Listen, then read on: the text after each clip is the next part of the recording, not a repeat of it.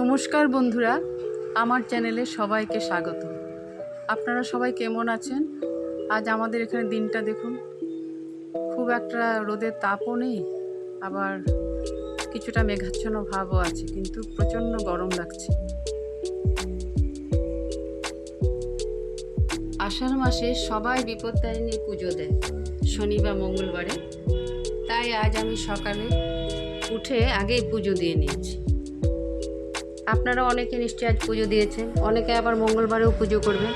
মনটা বেশ ভালো লাগছে, মা বিপত্তারিণী সবার মঙ্গল করবে।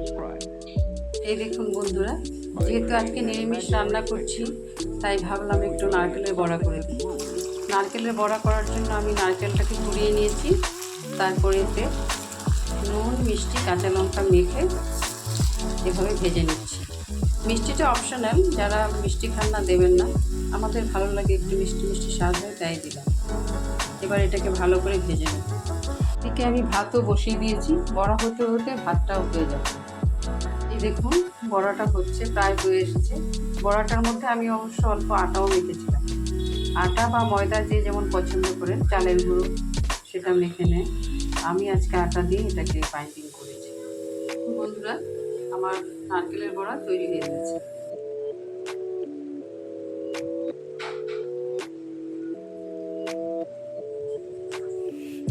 এই দেখুন বন্ধুরা, আমি ডাঁটা, আলু, কুমড়ো, বেগুন আর শসা কেটে নিয়েছি। এটা দিয়ে একটা নিরামিষ তরকারি করব। সব কিছু কেটে নিয়েছি ভালো করে। এবার এগুলোকে ভালো করে ধুয়ে নিচ্ছি, তারপর এটাকে বসিয়ে দিই। এবার আমি লাল ডাঁটার তরকারিটা করছি। প্রথমে কালো জিরে ফোড়ন দিয়ে দিলাম,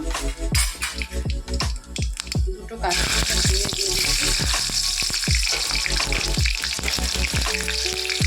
এবার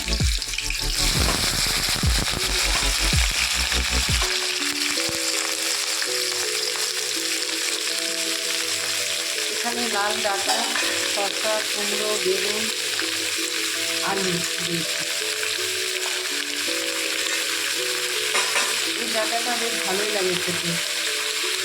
আমাদের বাড়িতে অবশ্য ডাঁটা গাছ আছে, সেটা হচ্ছে সবুজ সবুজ ডাঁটাটাও স্বাদ, তবে এরকম স্বাদ নয়, সেটা বেশি ভালো লাগে খেতে।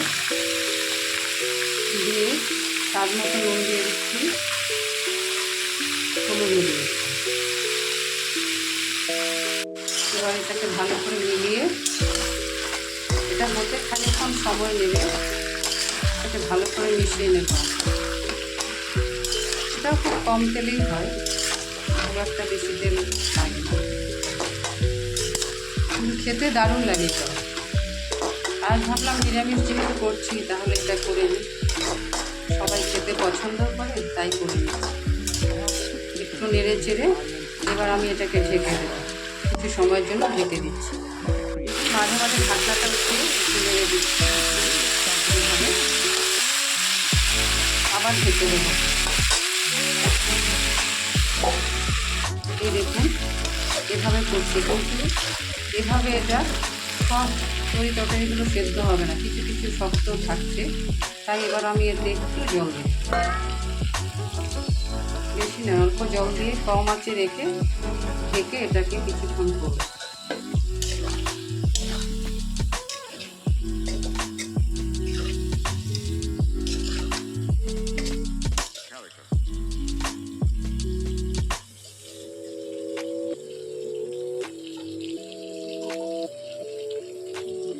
ঢেকে দিচ্ছি, একটু পর এটা ঢাকনা খুলে দেবো। এই দেখুন প্রায় হয়ে এসেছে আমার এটা, এই যে আলুগুলো সিদ্ধ হয়ে গেছে সুন্দর। এবার আমি এতে একটু মিষ্টি দিয়ে দেবো।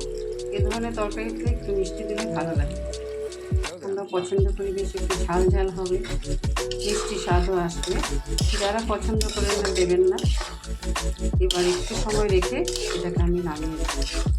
আমারটা পুরো শুকনো হয়ে গেলে নামিয়ে দেবো। এই দেখুন হয়ে গেছে, এবার আমি গ্যাস বন্ধ করে দিচ্ছি। এই দেখুন তৈরি হয়ে গেছে আমার ডাঁটা, আলু, কুমড়োর তরকারি। কেমন লাগলো অবশ্যই জানাবেন, বা আপনারা কিভাবে তৈরি করেন সেটাও আমাকে বলবেন।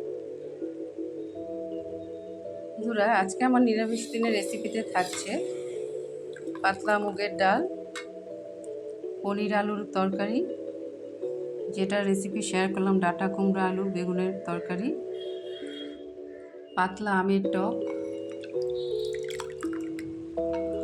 আর কুমড়ো সেদ্ধ। মুগ ডালের মধ্যে কুমড়োটা সেদ্ধ দিয়েছিলাম, তারপর নুন আর ঝাঁঝ থাকা তেল দিয়ে, সর্ষের তেল দিয়ে, কাঁচা লঙ্কা দিয়ে ভালো করে মেখে নিয়েছি। আর হচ্ছে নারকেলের বড়া। এই হচ্ছে আমার আজকের মেনু। কেমন লাগলো অবশ্যই জানাবেন।